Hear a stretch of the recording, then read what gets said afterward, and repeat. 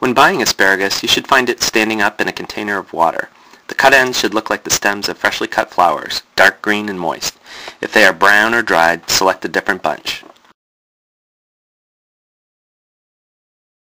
When you get home from the store, rinse the asparagus off in cold water.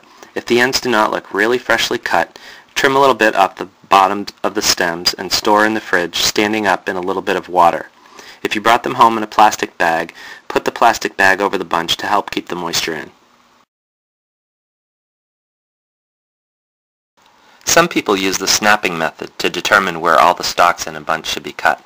To use this method, select one stalk from the bunch and, holding the end of the stalk in one hand and the middle of the stalk in the other, bend the stalk until it snaps. Then align the top of the stalk with others in the bunch and cut the rest at the same spot where the first one snapped off. This method isn't exact, however, because it all depends on where you are holding the stalk and how much pressure you are applying. You may end up discarding perfectly useful asparagus.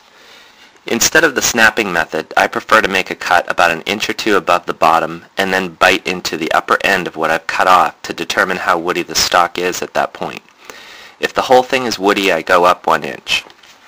If the inside of the stalk is tender, but the outside is tough, I use a vegetable peeler on the lower half of the good part of the stalk. Here are a few examples of ways to use asparagus.